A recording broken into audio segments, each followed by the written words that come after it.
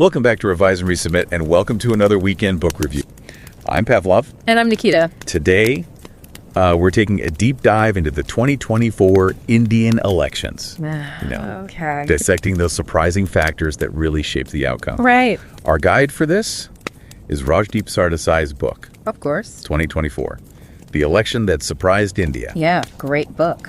You might recall everyone predicting a landslide for Modi and the BJP, but something shifted. Yeah, it's fascinating how Sardesai, you know, with his insider access, reveals those cracks beneath that facade of invincibility.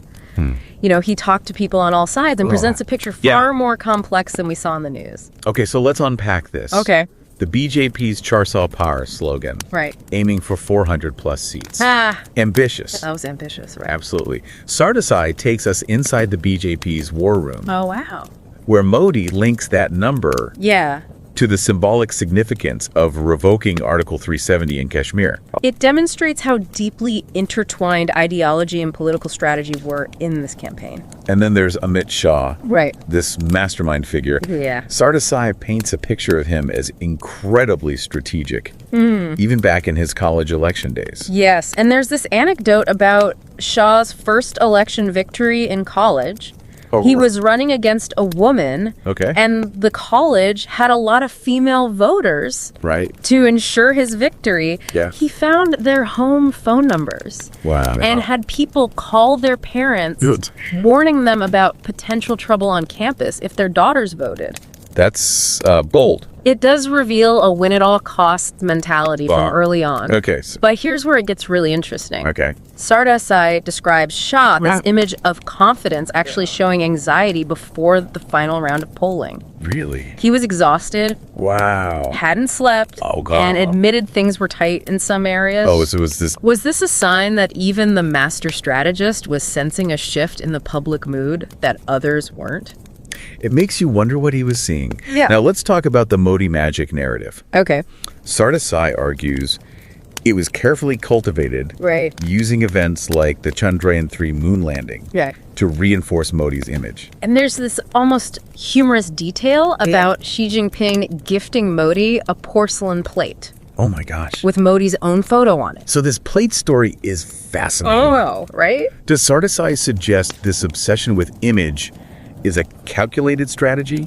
Or just Modi's personality? He suggests it's a very deliberate part of building this larger-than-life persona. It taps into what Sardesai calls the politics of fandom. Modi becomes more than just a politician. He's a star to his supporters, transcending traditional politics. And that's a powerful image to cultivate. But the narrative takes a darker turn when we get to Kashmir. While revoking Article 370 was a huge ideological victory for the BJP. The human cost, as detailed by Sardesai, is immense. Absolutely. Detentions without trial. Communication blackouts. And individuals like journalist Asif Sultan facing revolving door detentions. Where they are released and then immediately rearrested. This term, by the way, refers to a pattern of repeated short-term detentions without any real charges or trial. It's a stark reminder of the impact these political decisions have on individual lives. And Omar Abdullah's claim that Modi personally assured him just days before Article 370 was revoked that there were no plans to do so. That's deeply concerning. It reveals the lengths to which they were willing to go to achieve their goals. And this is where we start to see the seeds of citizen pushback. With the Shaheen Bag protests emerging as a symbol of resistance. Led by Muslim women. Thousands protested for months, braving the Delhi winter. It was a powerful statement against the Citizenship Amendment Act, or CAA, which many perceived as discriminatory against Muslims. Sardesai contrasts the police response to these protests with the earlier, more violent response to student protests at Jamia Millia Islamia University. That contrast is striking.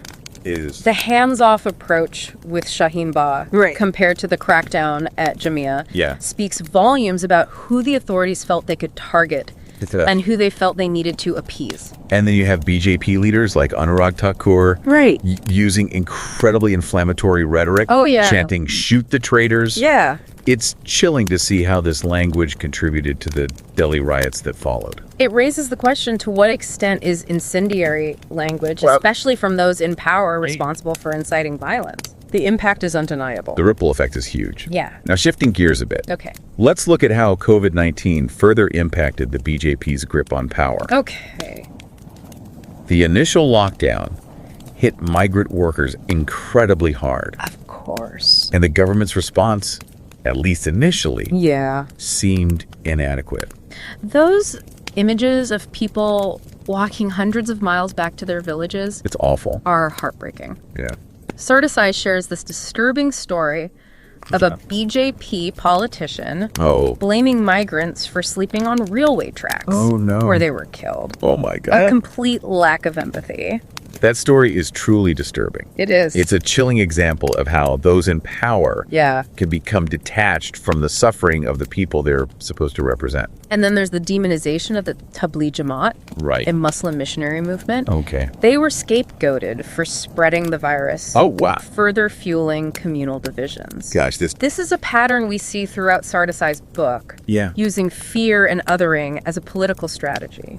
It's a recurring theme that's hard to ignore. Yeah. But it wasn't all negative. Right. Sardesai points out that the government's free ration scheme, while a delayed response, may have softened the blow for those most affected and potentially mitigated some voter anger.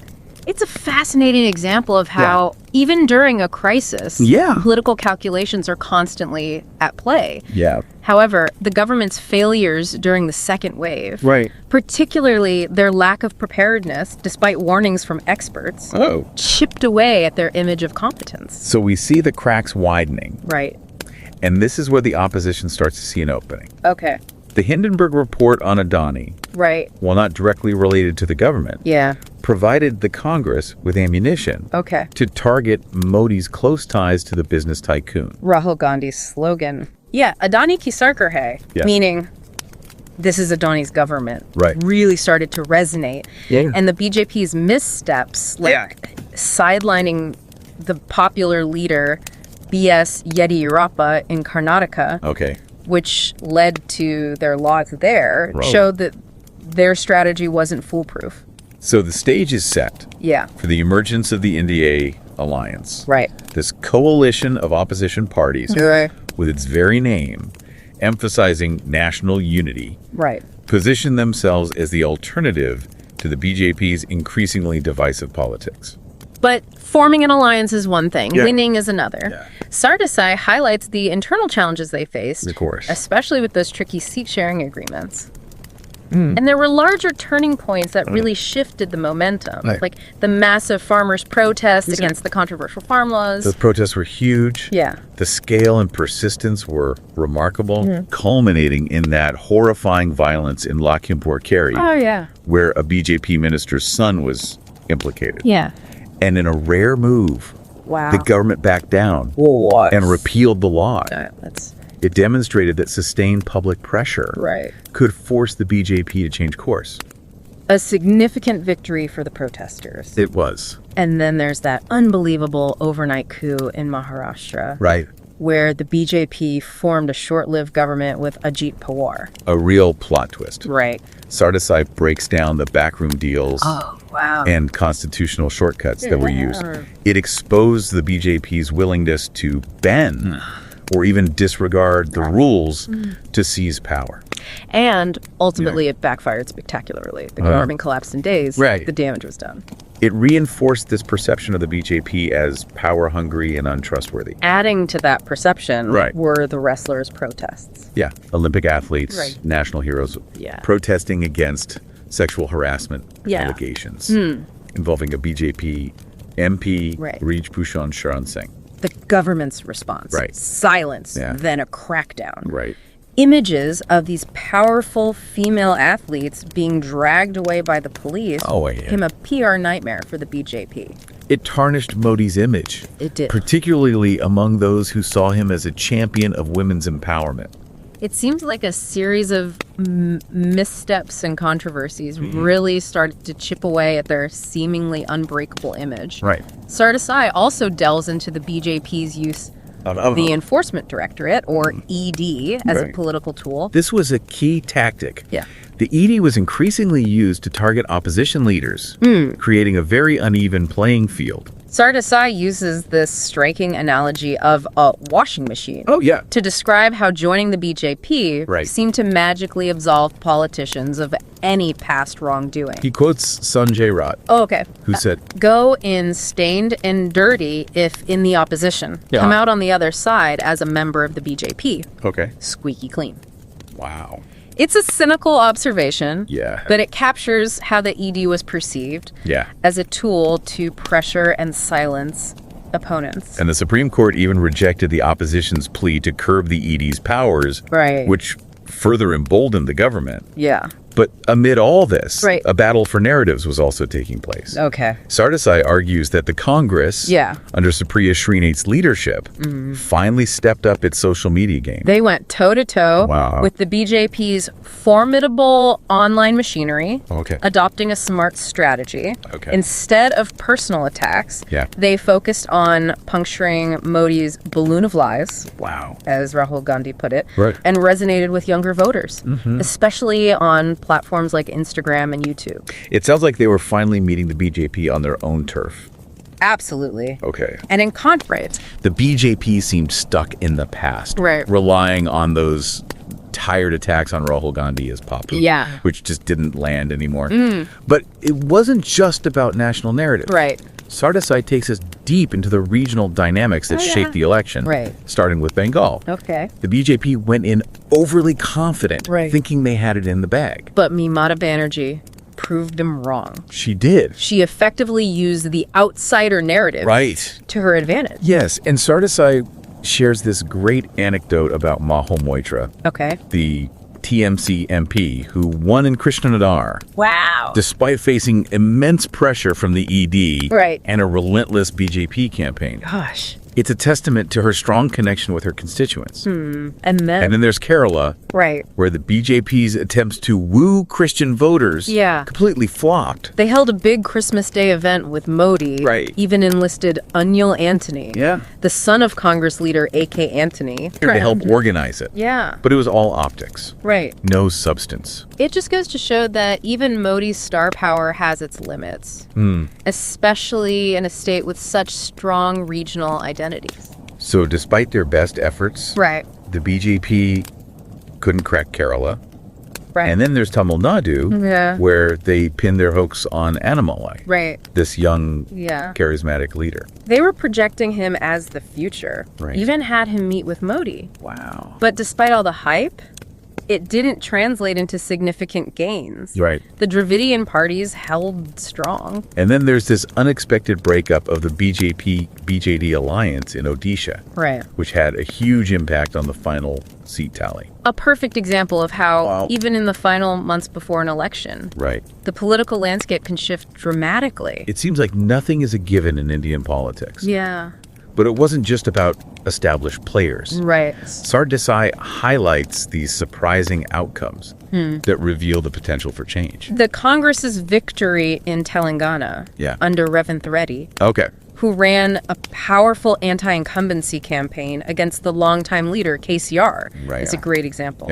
And their return to power in Chhattisgarh, led by Bhupesh Baghel, who really connected with the voters on local issues, shows the party's ability to capitalize on regional concerns. It's a good reminder that while national narratives are important, local dynamics often play a decisive role. And then there's Nitish Kumar. The ultimate political chameleon. His dance with the BJP, breaking away, then rejoining, then getting sidelined in the NDA alliance. Oh my gosh. Showcases the constantly shifting alliances in Indian politics. You never know who's going to team up with whom next. I know, right? But one of the most exciting takeaways is the rise of new young leaders like Sanjay Jadhav, the youngest MP from Rajasthan. An engineer, Akoijam, who won against all odds in Manipur. Wow. A state deeply affected by violence. These fresh faces represent a potential new era in Indian politics. A sign that change is possible. Yeah. Even within a system dominated by big parties and familiar faces. It offers a glimmer of hope that a new generation of leaders is emerging, ready to tackle the challenges facing India. So we've covered a lot of ground already, but there's so much more to unpack. Stay tuned as we continue our deep dive into the 2024 Indian elections, exploring the unexpected outcomes and what they mean for the future of Indian democracy. Sounds good. These emerging leaders are certainly a bright spot, but Sardesai also reminds us that the 2024 election wasn't just about parties and campaigns. It was about individual lives caught in the crosshairs of this political battle. He brings up Disha Ravi, the young climate activist arrested for sedition, over that toolkit supporting the farmers' protests. That's right, the toolkit that allegedly contained instructions on how to amplify the protests online. Yeah. It was a controversial case. It was. And many saw it as an attempt to silence dissent. Absolutely. Sardesai highlights how she was held in jail for days, interrogated her story, a chilling reminder of how easily dissenting voices can be silenced in the name of national security. And then there's the story of Dr. Pranoy Roy and Radhika Roy, the founders of NDTV, who were stopped from traveling abroad. Oh, wow. Without any explanation or documentation. A blatant show of power, wouldn't you say? It certainly appears so. Yeah. It's hard not to see it as an attempt to intimidate those who dare to criticize the government. And this fear extends to the media as well. Sardesai talks about the hostile takeover of NDTV by the Adani Group, which sent shockwaves through the industry. That takeover raised serious concerns about media freedom and independence. Journalists are increasingly hesitant to report on anything that might anger the government.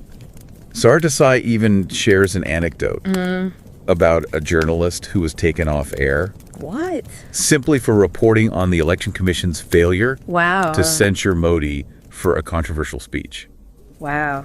It seems self-censorship has become the norm. It's a worrying trend. Yeah. And into this void steps alternative media. Like YouTubers, like Dhruv Rathi, who are filling the gap left by traditional news outlets. Rathi's videos, especially his critiques of the Modi government, were getting millions of views. It shows there's a real hunger for information and analysis that people feel they aren't getting from the mainstream media. And Sardesai argues that Rathi's success is partly due to his direct and unfiltered approach. He doesn't pretend to be neutral. He openly takes a side, which resonates with a lot of people, especially younger viewers who are looking for more authentic voices. This new kind of journalism. It is. For a new kind of audience. Yeah, but even with all these challenges, the NDA alliance pulled off a stunning victory. Defying expectations and forming the government. It's remarkable. That they did it without a single designated leader. There was no prime ministerial candidate. It was a truly collective effort driven by this shared desire to protect Indian democracy. But Sardesai leaves us with this thought-provoking question. Can this alliance hold together? It makes you wonder, doesn't it? It does. Because as we've seen, the challenges ahead are immense. The BJP isn't going anywhere. They're still the most powerful political force in the country. And internal divisions within the alliance are inevitable. Ambitions clash, egos, bruises, deals are made and broken. Maintaining unity will require a delicate balancing act. So the 2024 election was a wake-up call. It was. A reminder that even the most powerful leader can be challenged. It showed that people still believe in the power of democracy. That they are willing to fight for it. But this is just the beginning. The real test is whether the NDA alliance can stay united and deliver on its promises. Can they provide a credible alternative to the BJP? And can they address the concerns about individual liberties and media freedom that Sardesai raises in his book? These are crucial questions that will determine the future of Indian democracy. Speaking of individual liberties, Sardesai takes us to Ayodhya. Okay. A place deeply intertwined with the BJP's Hindutva project. The inauguration of the Ram Mandir. It's a massive spectacle, carefully orchestrated to project Modi's power and piety. It was a hugely symbolic moment for the BJP and its supporters. But Sardesai goes beyond the headlines, talking to ordinary people in Ayodhya, like this one auto driver. Okay. This driver was complaining about land deals being struck between BJP politicians and outsiders to build hotels and profit from the influx of tourists expected to visit the temple. So even in this supposedly sacred space, there's this undercurrent of cynicism. The sense that it's all about money and power. Precisely. It highlights the complexities of the situation where religious sentiment is intertwined with economic and political motivations. It reminds us that these grand narratives often have very different impacts on the ground. Affecting people's lives in ways we might not always see. Exactly. And with that, let's shift our focus back to the opposition and their efforts to build a united front against the BJP. Sardesai details the formation of the NDA alliance, highlighting the challenges they faced in bringing together such a diverse group of parties. It was a truly unprecedented coalition, wasn't it? It was. You had parties with vastly different ideologies and regional interests coming together with the shared goal of defeating the BJP. It was quite a feat. Sardesai dives into the backroom negotiations and compromises that were necessary to forge this alliance. He highlights the role of key leaders like Sonia Gandhi and Sharad Pawar in bringing everyone to the table. And let's not forget the role of regional strongmen like Mamata Banerjee and MK Stalin. They brought significant electoral weight to the alliance. They did. Especially in their respective states of West Bengal and Tamil Nadu. Their inclusion was crucial in challenging the BJP's dominance in key regions. But Sardesai also points out the inherent fragility of such a coalition, given the competing ambitions and differing priorities of its members. Maintaining unity would require constant effort and a willingness to compromise. It's a theme that runs throughout Sardesai's book. It is. The constant push and pull between unity and fragmentation in Indian politics. Exactly. And that tension was evident even in the alliance's choice of a name. They opted for India, which stands for Indian National Developmental Inclusive Alliance. It was a deliberate choice, wasn't it? It was. They wanted to project a sense of national unity and inclusivity, contrasting themselves with what they saw as the BJP's divisive politics. Absolutely. The name itself was a message, a statement of purpose, but it also served as a reminder of the delicate balancing act. They would need to perform to keep the alliance together. So the NDA alliance was born, but the road ahead was far from smooth. It wasn't. They faced a formidable opponent in the BJP. A party with a vast organizational machinery and a powerful narrative built around Modi's persona. And let's not forget the BJP's control over key institutions, including the media and the judiciary. They had all the advantages of incumbency. They did. It seemed like an uphill battle for the opposition. But as Sardesai's book reveals, the BJP wasn't invincible. Their aura of invincibility was starting to crack. Those cracks were evident in the series of missteps and controversies we discussed earlier. The mishandling of the COVID-19 pandemic. The farmers' protests. The allegations of crony capitalism, the crackdown on dissent. All of these chipped away at the BJP's image. And those cracks created an opening for the opposition to exploit. They seized upon the growing public discontent. Highlighting the BJP's failures and offering themselves as a viable alternative. It was a classic case of an incumbent party becoming overconfident and complacent while the opposition, sensing an opportunity, rallied and mobilized. And that mobilization took many forms. It did. Sardesai details the opposition's efforts to connect with voters on the ground, organize rallies, and leverage social media to spread their message. They also focused on specific issues that resonated with the electorate, like Unemployment, right, rising prices, and the erosion of democratic institutions. They tapped into the anxieties and aspirations of ordinary Indians, promising a better future if they were given a chance to govern. And crucially, they managed to project a sense of unity and purpose despite their internal differences. That unity was their greatest strength, contrasting sharply with the BJP's increasingly top-down and authoritarian approach. It was a David versus Goliath battle. It was. With the seemingly underdog opposition taking on the mighty BJP. And as the election campaign heated up, the stakes couldn't have been higher. The future of Indian democracy was on the line. It really was a high-stakes election. Yeah. So as the campaign unfolded, how did these two competing visions for India play out in the eyes of the voters? Sardesai takes us deep into the heart of the campaign, capturing the energy and intensity of those final weeks leading up to the vote. He describes massive rallies, fiery speeches, and a media landscape saturated with political messaging. It must have been quite a spectacle. It was. But beyond the noise and spectacle, Sardesai also focuses on those key issues that dominated the campaign. The economy was a major point of contention with the opposition, criticizing the BJP's handling of issues like unemployment and inflation. Those bread and butter issues always hit home with voters. Exactly. And the opposition also hammered on the issue of social justice, accusing the BJP of pursuing policies that favored the wealthy and marginalized minority communities. So they were really trying to draw a contrast between their vision for a more inclusive India and what they saw as the BJP's more divisive agenda. Precisely.